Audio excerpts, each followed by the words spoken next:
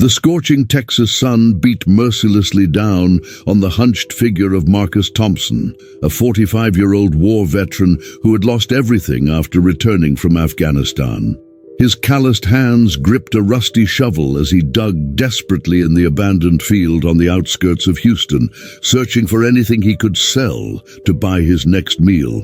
What he didn't know was that the field held a secret that would challenge everything humanity believes about its own history, connecting him to ancient mysteries powerful groups had tried to keep hidden for centuries. With each strike of the shovel into the parched soil, Marcus drew closer to a discovery that would shake the foundations of archaeology and religious faith. After 3 years living on the streets, Marcus had developed a razor-sharp survival instinct, but nothing had prepared him for the moment his shovel struck something that was definitely not ordinary stone, buried nearly 10 feet deep. His tense muscles contracted as he carefully brushed the dirt away from the object, slowly revealing what appeared to be a human bone, but of proportions absolutely impossible for any known human. The femur emerging from the Texas red clay was nearly twice the size of a normal human bone, and as Marcus kept digging, more gigantic bones were revealed, forming the partial skeleton of a creature that must have stood over 13 feet tall. A strange sensation overcame him, as if echoes of biblical times whispered across the millennia. Marcus's hands trembled as he grasped the magnitude of what he had found, and fragments of childhood Sunday school lessons returned to his war-traumatized memory. Stories about the Nephilim, the giants mentioned in the book of Genesis, the sons of God who took the daughters of men and fathered a race of giants who roamed the earth before the flood, suddenly didn't seem like mere ancient myths. Drops of sweat, mingled with a strange reverence, ran down his weathered face as he contemplated bones that could rewrite human history and validate biblical accounts modern science had long dismissed as mythology. Something deep in his soul screamed that he had stumbled upon something powerful. Religious and scientific groups would kill to keep secret. The wind began to howl through the empty fields as Marcus carefully reburied the massive bones, mentally marking their exact location before heading back to his makeshift shelter under an abandoned bridge. The afternoon shadows stretched menacingly, and a growing sense that he had crossed an invisible line made the hair on the back of his neck stand on end, as if ancient and modern forces had awakened at the same time. Every step toward his refuge took him farther from the discovery, but closer to a journey that would test his sanity and faith in unimaginable ways. The giant bones remained buried, but the secrets they held had already begun to alter Marcus's fate in ways he could not yet fathom. Marcus spent the entire night awake under the bridge, unable to shake from his mind the image of the colossal bones he had uncovered. When the first ray of sunlight cut across the Texas horizon, he was already on his feet, a fierce determination burning in his tired eyes. He knew he had to return to the site, not only to confirm it hadn't been a heat and hunger-induced hallucination, but because something in his soldier's instincts compelled him to investigate further. Years on the streets had taught him to distrust coincidences, and the fact that he had stumbled upon that exact spot on that exact day felt orchestrated by forces beyond his comprehension. What disturbed him most was the perfection of the bones, as if they had been preserved by some method unknown to modern science. When Marcus returned to the field with improvised tools he had salvaged from an abandoned construction site, he found something that made his blood run cold. Fresh footprints around the area he had dug. They were most definitely not his. Someone had been there during the night, carefully inspecting the site, but strangely, they hadn't disturbed his excavation or removed the massive bones which lay exactly where he had left them. The footprints formed a circular pattern around the pit, as if multiple people had observed the discovery from different angles, studying it with either scientific curiosity or something far more sinister. A chill ran down Marcus's spine when he realized all the footprints were identical in size and depth, suggesting the nocturnal visitors moved with military precision. Ignoring the blaring alarms in his combat-trained mind, Marcus began to dig again, this time with a more methodical approach, documenting each bone that emerged from the earth with photos taken on a broken cell phone he had found in the trash. What he uncovered over the next few hours shattered his understanding of human anatomy. The giant skull was nearly twice the size of a normal human head, its features unmistakably human, yet magnified into proportions that could only belong in ancient legends. The ribs formed a chest cavity so wide that a grown man could easily pass through it, and the arm bones hinted at a physical strength that would have been utterly devastating in battle. Marcus began to understand why ancient civilizations might have regarded these beings as demigods or incarnate demons. As the sun reached its zenith in the Texas sky, Marcus made a discovery that froze him in place. Buried alongside the giant's chest were fragments of metal, seemingly part of armor or ornamentation, etched with symbols strikingly similar to ancient Hebrew characters he vaguely remembered seeing in biblical archaeology documentaries. His fingers trembled as he carefully cleaned the metallic fragments, revealing what appeared to be a partial inscription, which, even with his limited Hebrew, he could recognize as containing the word Nephilim. In that moment, Marcus knew with absolute certainty that he had not stumbled upon an ordinary archaeological find, but rather physical evidence of one of the most controversial and feared narratives in all of religious history, and that very powerful people would do anything to keep this secret buried forever. The discovery of the metallic fragments with Hebrew inscriptions transformed Marcus from a mere homeless drifter into a man possessed by a mission he didn't fully understand. Over the next 3 days, he obsessively devoted himself to digging around the giant skeleton, unearthing artifacts that seemed to tell the story of a lost civilization.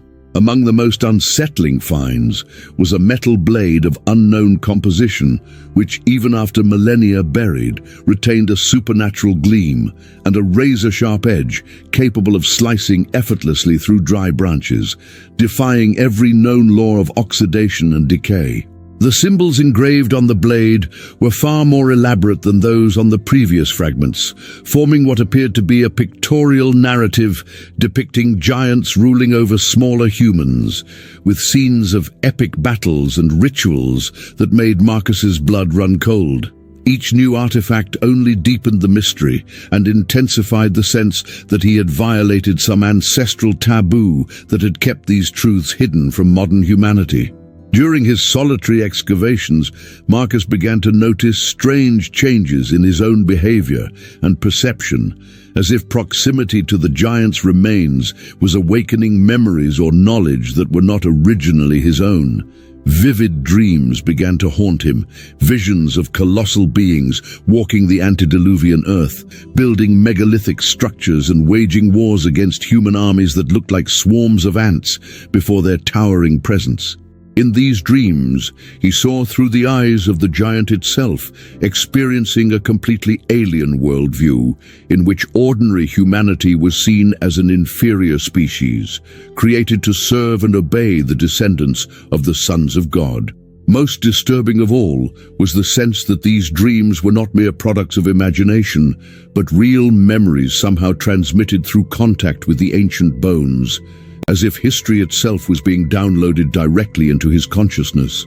Marcus's obsession with the discovery made him lose all sense of time and even the basic needs for survival. It was only when he collapsed from hunger and dehydration on top of the giant skeleton that he realized how completely the investigation had consumed him. When he regained consciousness at dusk, he found a bottle of fresh water and a sandwich wrapped in paper placed carefully beside his head, with no sign of who had left them there. Even more unsettling was the fact that someone had covered his excavation with a green military tarp, protecting the bones and artifacts from exposure to the sun, yet without altering or removing anything he had uncovered. The footprints around the site had multiplied, forming a complex pattern that suggested constant professional surveillance. But Marcus couldn't understand why these mysterious observers were helping rather than interfering with his discovery. As night fell over the Texas field, Marcus made a decision that would forever change the course of events. He meticulously photographed every bone, artifact, and symbol he had uncovered, sending the images over a weak internet connection to every biblical archaeology and paranormal research group he could find online. Within hours, his inbox exploded with responses from researchers, theologians, archaeologists, and even government agencies, each demanding detailed information about the location and offering substantial sums of money for exclusive access to the site. What Marcus didn't realize was that by broadcasting his discovery to the digital world, he had triggered a global surveillance network that monitored precisely this kind of find, and that forces far more powerful and dangerous than he could imagine were already moving to take control of both him and his impossible discovery. The following morning, Marcus awoke to find his makeshift camp surrounded by 3 black SUVs with tinted windows, and men in suits who were clearly not ordinary archaeologists, examining his excavation with sophisticated measuring equipment he recognized from his days in the military. The group's leader, a tall man with sunglasses and an unmistakable military posture, approached Marcus with a cold smile, introducing himself only as Dr. Richardson from the Institute for Advanced Historical Research. He offered a sum of money that would take Marcus off the streets forever in exchange for exclusive rights to the discovery. Richardson spoke with the authority of someone accustomed to unquestioned obedience, but there was something in his eyes that reminded Marcus of the interrogators he had encountered on classified missions in the Middle East. People who asked questions for which they already knew the answers. What unsettled Marcus the most was the way Richardson and his team seemed to know specific details about the discovery that Marcus was certain he had never mentioned in his online messages, as if they had been monitoring the site far longer than he realized. When Richardson casually mentioned the metallic fragments with inscriptions in ancient Aramaic, a language Marcus had never identified and couldn't even recognize, the veteran felt as though he had walked into a carefully orchestrated trap. The offer of money came with legal documents that would not only transfer the rights to the artifacts, but also silence Marcus permanently about anything related to the discovery, under threat of severe legal consequences that could include charges related to his status as a veteran with post-traumatic stress disorder. Marcus refused Richardson's offer with a resolve that surprised even himself, declaring that his discovery belonged to humanity, not to secret organizations with hidden agendas. But the man's reaction was far more menacing than he expected. Richardson slowly removed his sunglasses, revealing eyes as cold as ice that seemed to see straight through Marcus's soul, and whispered that there were forces on Earth that would not tolerate certain truths coming to light, especially truths that could destabilize the delicate balance between faith and science that keeps our civilization functioning. The implied threat hung in the hot Texas air like a storm cloud, and Marcus realized he had inadvertently become part of a secret war between the guardians of ancient knowledge and those who fought to reveal it to the world.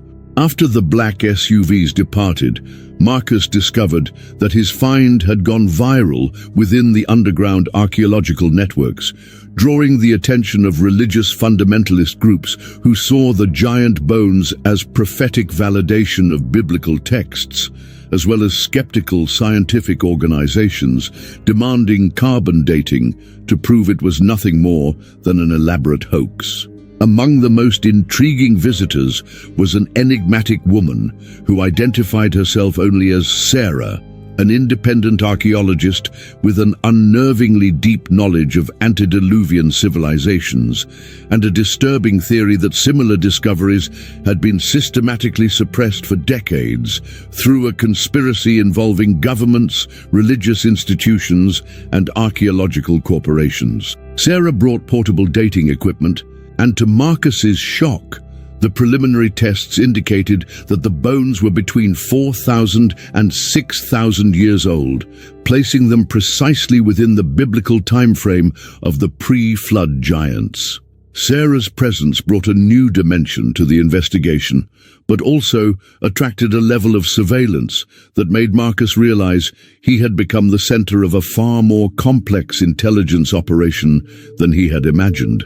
Drones now flew discreetly over the field, and unidentified vehicles patrolled the rural roads around his discovery.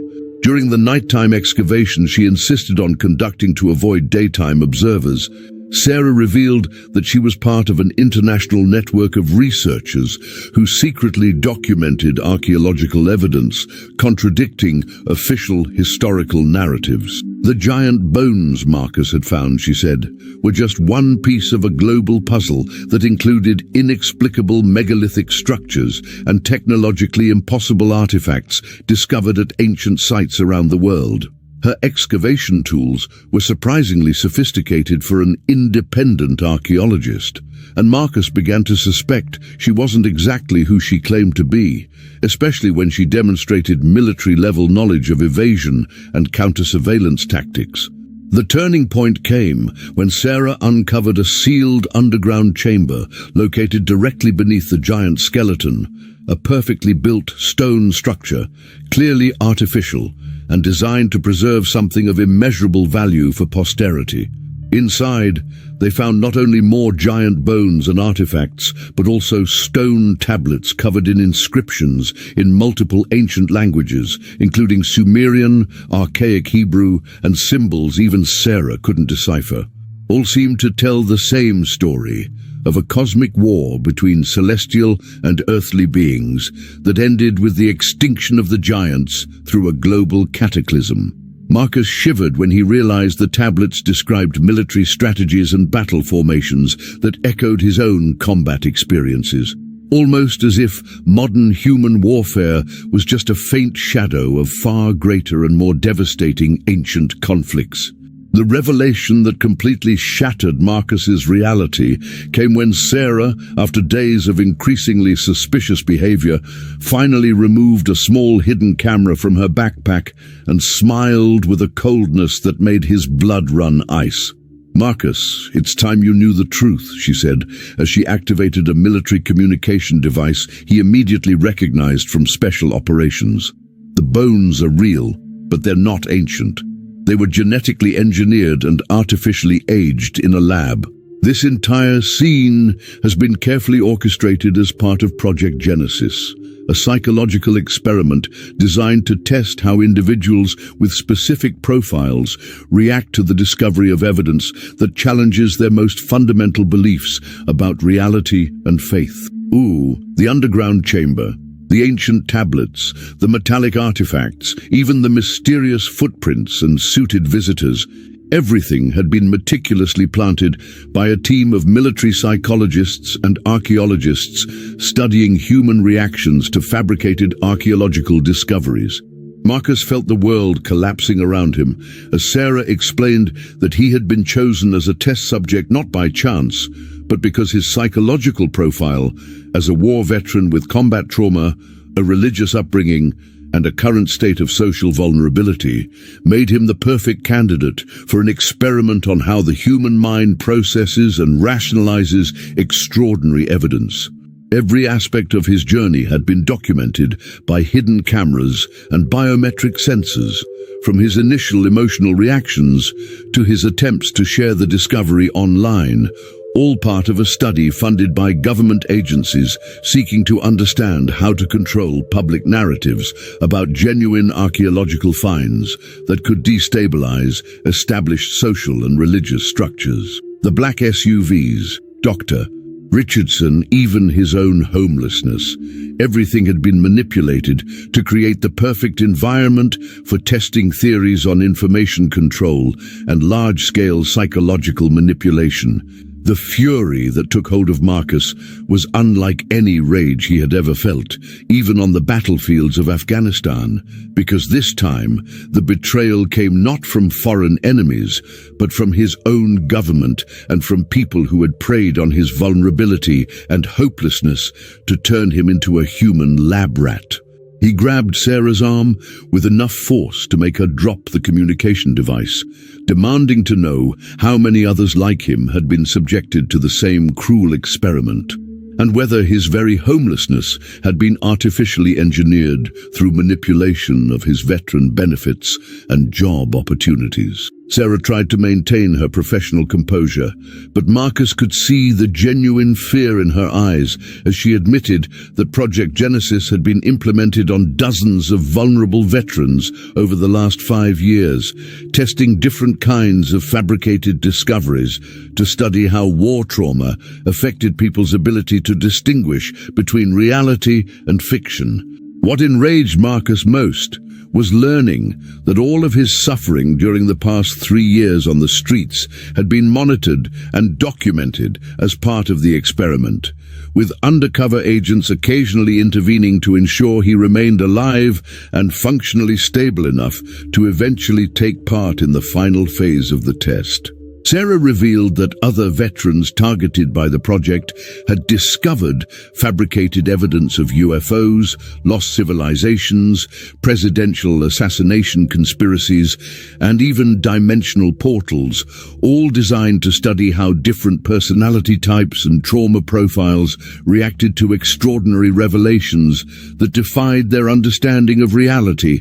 Some test subjects had suffered complete mental breakdowns, others had become obsessively paranoid, and a rare few, like Marcus, had demonstrated the ability to maintain relative psychological stability even when confronted with seemingly impossible evidence.